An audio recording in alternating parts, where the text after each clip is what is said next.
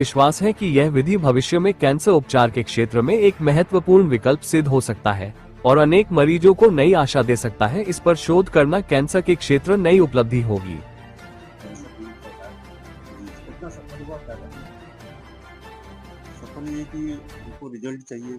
MRI करा के हमने देखा कि कितना रिजल्ट आ रहा है, तो मेन आपकी जांच के आधार पे ही पता चल सकता है। मान लिया हमने कहा कि बहुत अच्छा रिजल्ट है, उससे कोई मतलब नहीं, उनको प्रूफ चाहिए, तो प्रूफ करके तो एमआरआई करा के पहले सर्जरी हुई, उसका रिजल्ट देखा कि एमआरआई में कर करके कि कितना रिजल्ट आ रहा है, उसका जाँच कराया।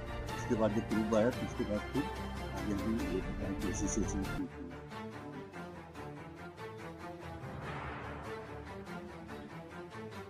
जी, जी, संभव है।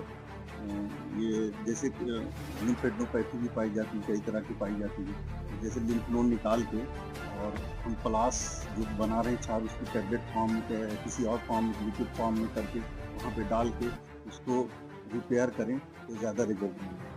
इससे जो है उसकी ग्रोथ, मेटास्टेटिक ग्रोथ के कारण से दिक्कत आती है। मान लीजिए निकाल देते हैं हम, एक बार सर्जरी कर देते हैं, लेकिन उसके अदर पार्ट में फैलने लगती है, उसकी वजह से प्रॉब्लम आती है। एक बार सर्जरी कर दी लेकिन सक्सेस इसलिए नहीं होती क्योंकि वो अदर पार्ट में फैलने लगती है।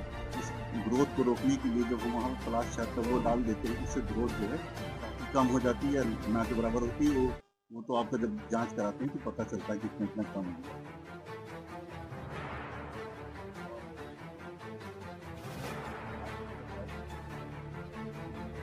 जी, जी। हुँ।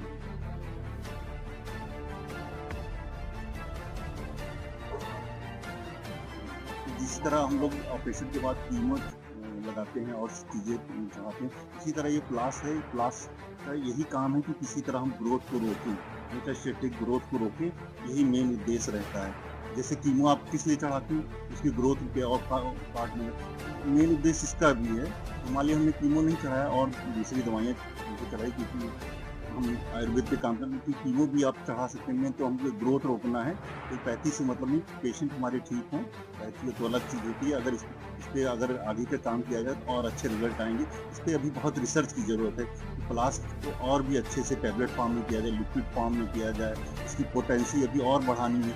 तो हमें पूरी पोटेंसी की दवा नहीं मिल पाई है। कई लोगों से कहा, पूरी पोटेंसी की दवा न मिलने की वजह से दिक्कत आ गया। अगर इसको और हाई पोटेंसी पे रिसर्च किया जाए, उसको और इंसर्ट किया जाए, कर के देखा जाए कि सेल कितना उसकी खत्म हो रही है, कितनी उसकी ग्रोथ रुक रही है, तो इससे और अच्छे रिजल्ट मिलेंगे। सर अपना परिचय दे दीजिए, कहाँ पे है? हमारा नाम है डॉक्टर संतोष दुबे और हमने गुरुकुल आयुर्वेदिक मेडिकल कॉलेज से मेडिकल का कोर्स किया था। सर्जरी हमने